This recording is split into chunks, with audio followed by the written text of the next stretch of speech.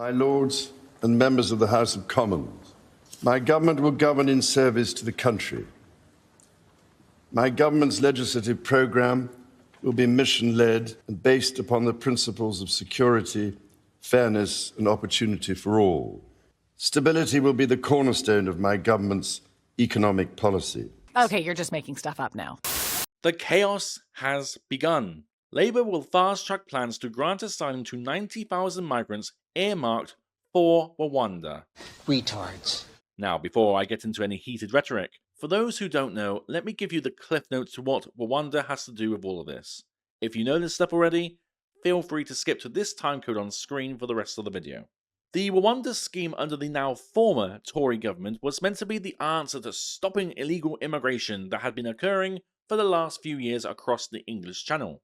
The biggest takeaway you can have from this scheme is, well, it was always destined to fail. The scheme did not do the one thing it was meant to do, act as a deterrent. In fact, it invited illegals even more. Boat after boat after boat kept coming and are still coming under this Labour government. Here's roughly how it was meant to work in a nutshell. Illegals would come across on a boat across the English Channel from France. They would get halfway and then for the rest of the journey are escorted by border security services. Literally escorted. They then get processed at a nearby immigration removal centre. Rwanda would then come into this under a treaty obligation and would be paid to house these people seeking asylum or legal status in the UK.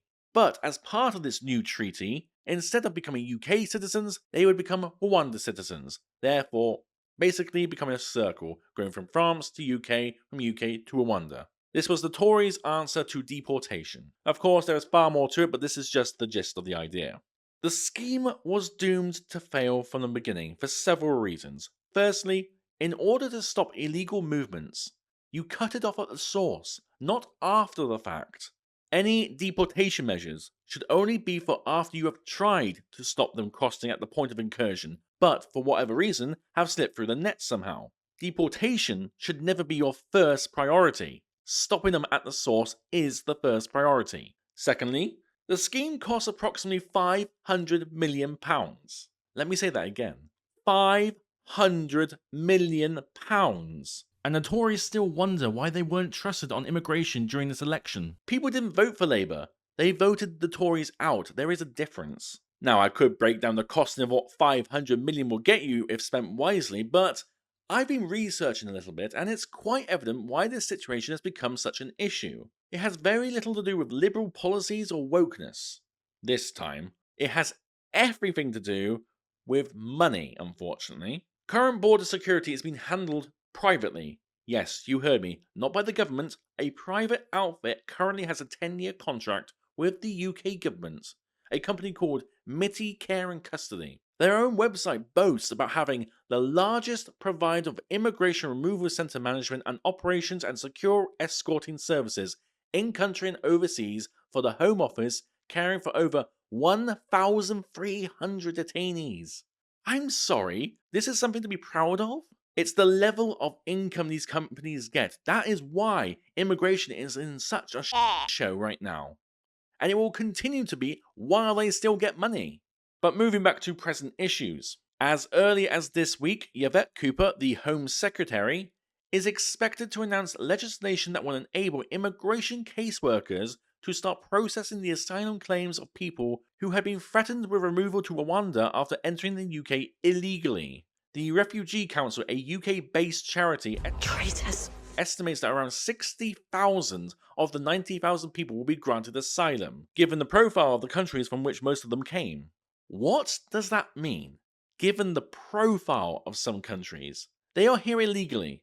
Doesn't matter who or where they are from. I don't care if they're French. Send them packing. What Labour are trying to do is mix what is a bad thing with good things. It's a bit like how TV shows today like to pretend someone is good when they're actually patently evil. In the King's speech on Wednesday, Sir Keir Starmer, the Prime Minister, pledged to fix the broken asylum system by clearing the asylum backlog, fast-tracking returns of migrants to safe countries and scrapping the incredibly costly Rwanda scheme.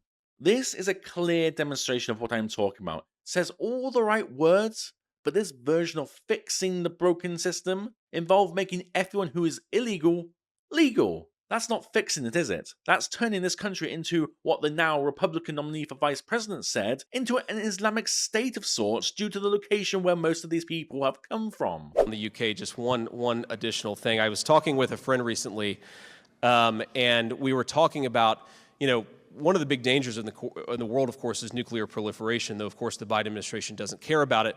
And I was talking about, what is the first truly Islamist country that will get a nuclear weapon? And we were like, maybe it's Iran, maybe Pakistan already kind of counts. And then we sort of finally decided maybe it's actually the UK, since Labour just took over. But to my Tory friends, I have to say, you guys have got to get a handle on this. As I said in my first video for this channel, Labour keeps talking about this border security command. But what that really is just another layer of bureaucracy that will amount to nothing after 4 or 5 years when it comes time for another election. At which point they would try and pull something else out of their ass and say, vote for us for change, or some other meaningless drivel. Just like the Tories before them, they are trying to put bandages on open gaping wounds. Like when they say, Labour may also revive proposals to make it an offence to advertise by any means people smuggling services. Previous plans carried a maximum penalty of 5 years in jail. The party has further proposed precursor offences to penalise people helping to supply materials such as boats and equipment to organised crime gangs. These are small, minuscule plans that offer no deterrent. To offer you a equivalent analogy of what they are doing, it's this. The traffickers are offering people a 50-50 chance of getting to the destination they want. The UK is combating this with strong, stern language. That's it. It's the same as saying to a naughty kid, no, stop doing that, that's a bad thing. Instead of grabbing them, give them a smack and then they learn. That's a deterrent. That's what we need to do with these illegals. Do something decisive that will forever act as a warning not to do it again, or they will suffer the consequences. But how can we have any confidence in this government when they are about to do this? Those serving eligible standard determinate sentences will leave prison after serving 40 rather than 50% of their sentence in custody and the rest on licence. Our impact assessment estimates that around 5,500 offenders will be released in September and October. From that time, until we are able to reverse this emergency measure, 40% will be the new point of automatic release for eligible standard determinate sentences. Mr. Speaker, I understand that some may feel worried by this decision, but I can assure the House that we are taking every precaution available to us. There will be important exclusions. Sentences for the most dangerous crimes, for sexual and serious violent offences, will not change. This will also be the case for a series of offences linked to domestic violence, including stalking, controlling or coercive behaviour and non-fatal strangulation, as well as those related to national security. We will also implement stringent protections. First, this change will not take effect until early September, giving the probation service time to prepare. Second, all offenders released will be subject to strict licence conditions to ensure that they can be managed safely in the community. Third, offenders can be ordered to wear electronic tags and curfews will be imposed where appropriate. And finally, if offenders breach the conditions of their licence, they can be returned to prison immediately. Labour is really becoming more and more the party of chaos and violence. Ordinary people are getting swept aside in favour of every manner of person who wants to do harm on the civilised populace of this nation. Maybe some of these prisoners that are being released are unfairly criminalised, but not over 5,000. It's not 5,000. Criminals have no sentences anymore. 40% is a joke. I would have no fear now going out committing crimes because Labour will just let me go. I know I am not alone. I know this. I know I'm not alone in saying this in this country, but people are afraid.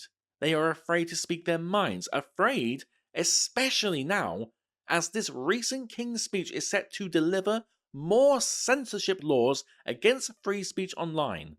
So for all I know, just stating my opinion right here, right now, may land me in a jail cell. Well, if it comes to it, so be it. The combination of an early prisoner release policy and rewarding illegals says you reward the criminal and not the natural citizen. What else can I do but hope that Labour can at least pretend not to be the monsters we all think they are. Until next time, good people, take care, and God bless.